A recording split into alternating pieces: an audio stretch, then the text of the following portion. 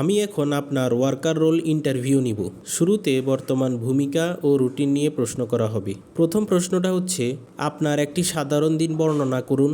আপনার একটি সাধারণ সপ্তাহের বর্ণনা দিন। যেমন আপনি কি কাজ করছেন, কি ট্রেনিং নিচ্ছেন, কি থেরাপি নিচ্ছেন।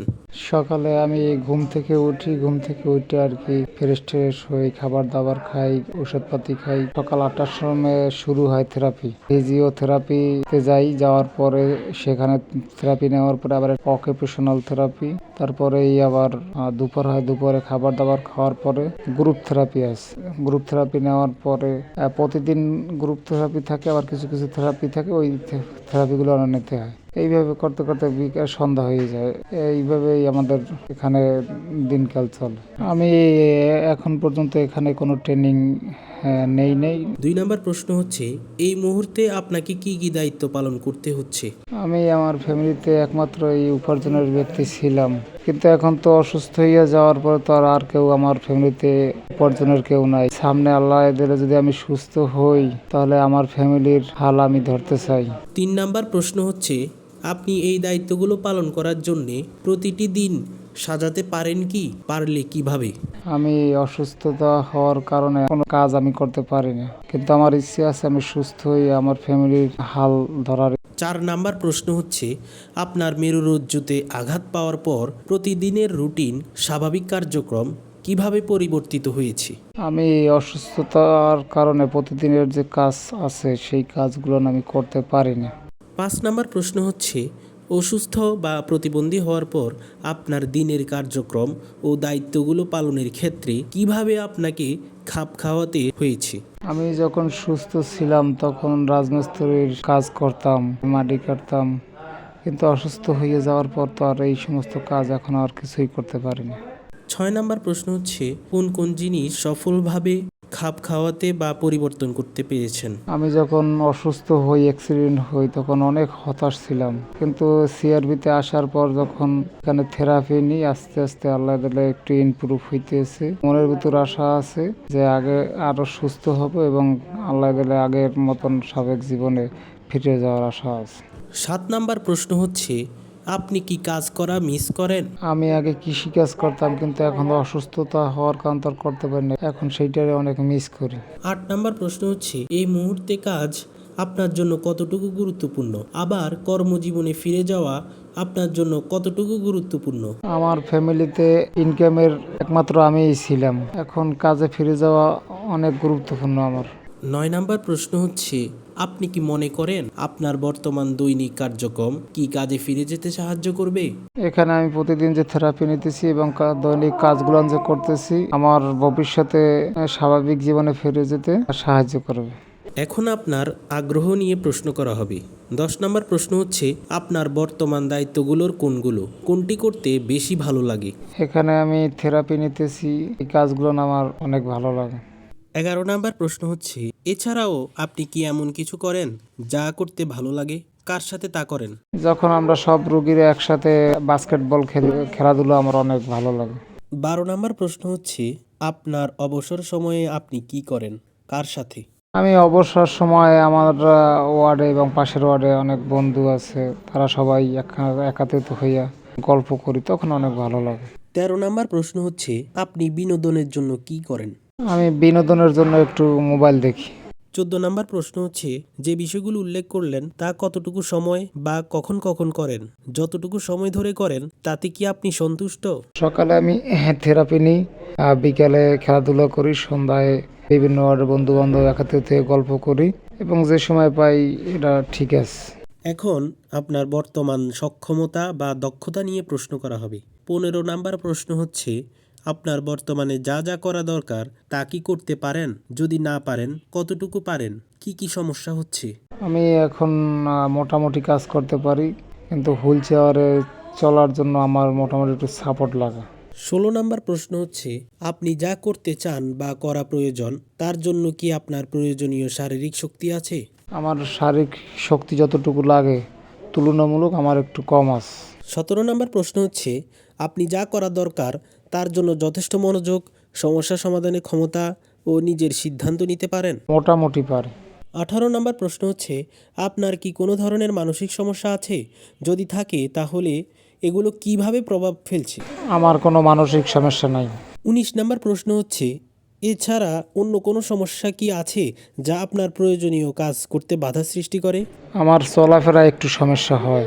এখন আপনার শারীরিক বা সামাজিক পরিবেশ নিয়ে প্রশ্ন করা হবে। 20 নম্বর প্রশ্ন হচ্ছে, আপনার কর্মস্থলে বা বাড়িতে এমন কিছু পরিবেশগত বাধা আছে যা আপনাকে কাজ করতে দেয় না? আমার বাড়ির রাস্তা থেকে যে আমার ঘর, এটা রাস্তাটা উপযোগী না, কিন্তু সামনে আমার কাজ করার জন্য অনেক সমস্যা। 21 নম্বর প্রশ্ন হচ্ছে, আপনি কি ওই বাধাগুলো বা সীমাবদ্ধতাগুলো কাটিয়ে উঠতে পারবেন বা পেরেছেন? আমার যতটুকু সামর্থ্য ওইটা আমি কাটাইয়ে ওঠার চেষ্টা করব। 22 নম্বর প্রশ্ন হচ্ছে, আপনি যে কাজ করতে পারছেন না সে বিষয়ে আপনার পরিবার বা বন্ধু-বান্ধবরা কি মনে করেন? আমার পরিবারের এবং আত্মীয়স্বজন সবাই হতাশ, কারণ আমার পরিবারে আমি একমাত্র ব্যক্তি, যে আমি ছাড়া আর উপার্জনের কেউ নাই। 23 নম্বর প্রশ্ন হচ্ছে, কাজ খুঁজে পাওয়ার ক্ষেত্রে আপনার পরিবার বা সহকর্মীরা কি ধরনের সহযোগিতা করেন? হ্যাঁ, আমার পরিবার আমাকে যথেষ্ট সাপোর্ট দিবে। 24 নম্বর প্রশ্ন হচ্ছে, আগের চাকুরিতে আপনার বস কাজ করতে বা চাকরি বহাল রাখতে আপনাকে কিভাবে সহায়তা করতেন? ওই ধরনের সহায়তা আমি পেতাম না। 25 নম্বর প্রশ্ন হচ্ছে, আপনি একা নাকি সবার সাথে মিশে কাজ করতে পছন্দ করেন? সবার সাথে কাজ করতে পছন্দ করি। এখন আপনার কাজের অতীত অভিজ্ঞতা নিয়ে প্রশ্ন করা হবে। 26 নম্বর প্রশ্ন হচ্ছে, আপনি কি আগে কোনো কাজ করতেন? করে থাকলে আগের কাজগুলো বর্ণনা দিন। যেমন কি কি দায়িত্ব পালন করতেন? আমি সৌদি আরব থাকাকালীন লেবারি কাজ করতাম। যখন যে কাজ পাইতাম সেটাই করতাম। রঙের কাজ পাইলে রঙের কাজ করতাম, রাজমিস্ত্রির কাজ পাইলে রাজমিস্ত্রির কাজ করতাম, এইগুলো নিয়ে করতাম। 27 নম্বর প্রশ্ন হচ্ছে, অতীতে আর কি কি দায়িত্ব পালন করতেন? আমি সৌদি আরব থাকাকালীন আমার পরিবারে দেখা এবং নিজের খরচ চালানো, এইগুলো নিয়ে আমার দায়িত্ব আমি পালন করতাম। 28 নম্বর প্রশ্ন হচ্ছে, আগে যে কাজটি করতেন তা কিভাবে নির্বাচন বা নির্ধারণ করতেন?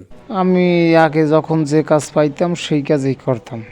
29 নম্বর প্রশ্ন হচ্ছে, অতীতে যে কাজ করতেন তার কোন দিকটি সবচেয়ে বেশি উপভোগ করতেন? আমার রঙের কাজ করা একটু ভালো লাগতো। 30 নম্বর প্রশ্ন হচ্ছে, সবচেয়ে কম উপভোগ্য বা সন্তোষজনক ছিল কোনটি বা অসন্তোষজনক ছিল কোনটি?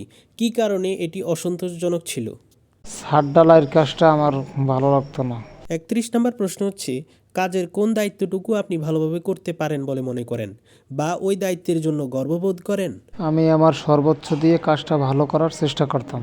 32 নম্বর প্রশ্ন হচ্ছে, কর্মস্থলে কি কি কাজ সফলভাবে করতে পারেননি? ঢালাইয়ের কাজটা আমি পছন্দ করতাম না, ওই কাজটা আমি ঠিকভাবে করতে পারতাম না।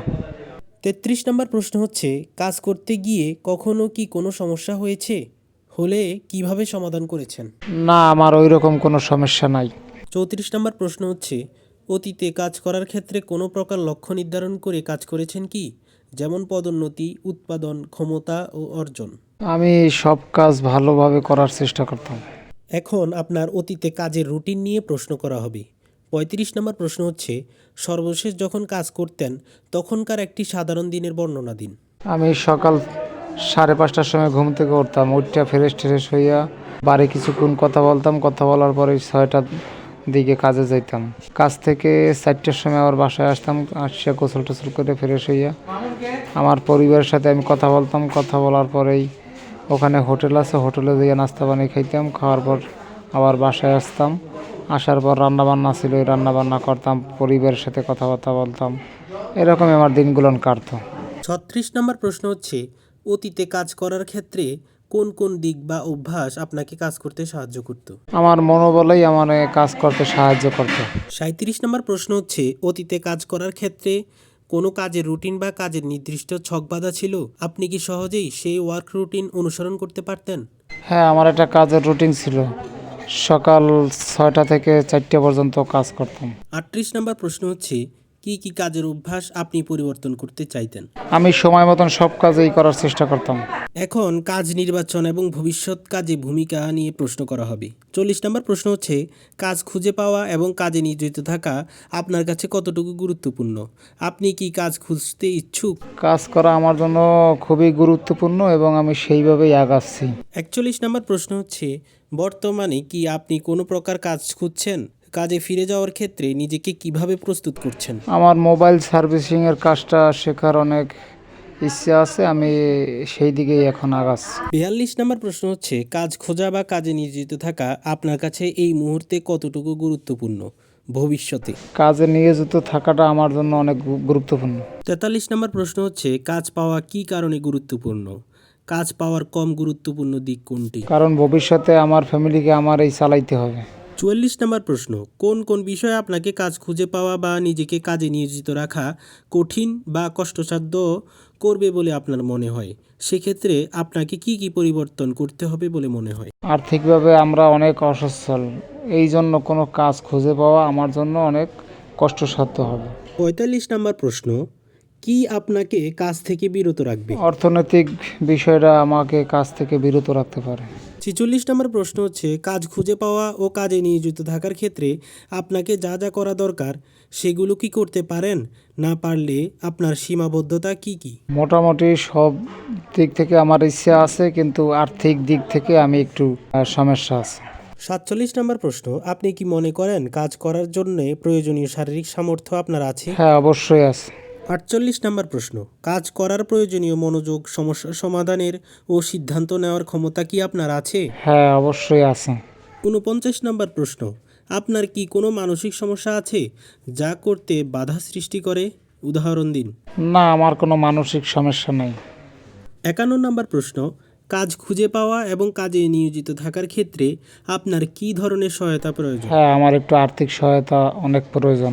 52 নম্বর প্রশ্ন, আপনি কি ধরনের কাজ করতে সক্ষম বলে মনে করেন? বসে যে কাজগুলো করা যায় ওইটা আমি পারবো, যেমন মোবাইল সার্ভিসিং, কম্পিউটার এবং দোকান। 53 নম্বর প্রশ্ন, কাজ খুঁজে পাওয়া এবং কাজে নিয়োজিত থাকার ক্ষেত্রে কি কি যোগ্যতা ইতিমধ্যেই আপনার আছে? হ্যাঁ, আমি যেহেতু এসএসসি কমপ্লিট করছি, আশা করি এই যে কাজগুলো আমি অবশ্যই করতে পারবো। 54 নম্বর প্রশ্ন, অন্যান্য কি কি যোগ্যতা আছে যা আপনার কাজ পাওয়া ও কাজে নিয়োজিত হতে সাহায্য করতে পারে? আমি দক্ষতা অর্জন করে ওই কাজগুলো করতে পারবো। 55 নম্বর প্রশ্ন, এই মুহূর্তে আপনার কাজ খুঁজে পেতে সম্ভাবনা কতটুকু আগামী 6 মাসে এবং ভবিষ্যতে? যেহেতু বসে কাজ, আমি আশা করি এই কাজগুলো আমি অবশ্যই পাবো। 56 নম্বর প্রশ্ন, যদি ইতিমধ্যে আপনি কাজ খোঁজা শুরু করে থাকেন তবে কি জাতীয় কাজ আপনি বেশি উপভোগ করেন? আমি মোবাইল সার্ভিসিংয়ের কাজটা শিখে এই কাজটা আমি ভালোভাবে করব। 57 নম্বর প্রশ্ন, কাজ খোঁজা এবং কাজে নিয়োজিত থাকার ক্ষেত্রে আপনার কোনো লক্ষ্য আছে কি? যেহেতু বসে কাজ, আমি আশা করি এই কাজগুলো আমি অবশ্যই পাবো। এখন আপনার ভবিষ্যৎ কাজে ভূমিকা এবং রুটিন নিয়ে প্রশ্ন করা হবে। 58 নম্বর প্রশ্ন হচ্ছে, আবার কাজ শুরু করার ক্ষেত্রে আপনার কি কি বিষয় প্রত্যাশা করেন?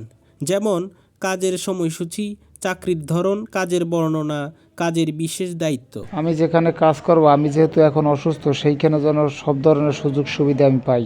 59 নম্বর প্রশ্ন, আপনি যদি আবার কাজ শুরু করেন বর্তমানে যা করছেন তা কিভাবে ম্যানেজ করবেন? আমি কাজগুলো ভালোভাবে অভিজ্ঞতা নিয়ে তারপরে আমি কাজগুলো করব। 60 নম্বর প্রশ্ন হচ্ছে, আবার কাজ শুরু করা আপনার বর্তমান রুটিনে কিভাবে প্রভাব ফেলবে? আপনি কিভাবে খাপ খাওয়াবেন, অ্যাডজাস্ট করবেন? আমি আশা করি কাজগুলো সবগুলো ভালোভাবে অ্যাডজাস্ট করতে পারবো। 61 নম্বর প্রশ্ন হচ্ছে, ভবিষ্যতে কাজ করার ক্ষেত্রে আপনি কি মনে করেন এই পরিবর্তিত রুটিনে অ্যাডজাস্ট করতে পারবেন? হ্যাঁ, ইনশাআল্লাহ। এখন আপনার ভবিষ্যৎ কর্মপরিবেশ নিয়ে প্রশ্ন করা হবে। 62 নম্বর প্রশ্ন, ভবিষ্যতে কাজ করার ক্ষেত্রে কি জাতীয় পরিবেশ আপনার জন্য উপযোগী হবে? ভবিষ্যতে আমি যে জায়গায় কাজ করব সেই জায়গায় হুইল চেয়ার নিয়ে আমি যাতে চলাফেরা করতে পারি, সেইটা আমি আশা করি। 63 নম্বর প্রশ্ন, আপনি আবার কাজে ফিরে যাওয়ার ক্ষেত্রে পরিবার বা বন্ধুদের কাছ থেকে কি জাতীয় সহায়তা আশা করেন? আমি সবার কাছ থেকে আর্থিক সাপোর্ট এবং মানসিক সাপোর্ট আশা করি। 64 নম্বর প্রশ্ন, ভবিষ্যতে কাজ করার ক্ষেত্রে বসের নিকট থেকে কি জাতীয় সাহায্য প্রত্যাশা করেন? উনি যেন আমার অসুস্থতা বিবেচনা করে এবং সব ধরনের সুযোগ সুবিধা দেয়, সেটাই আমি আশা করি।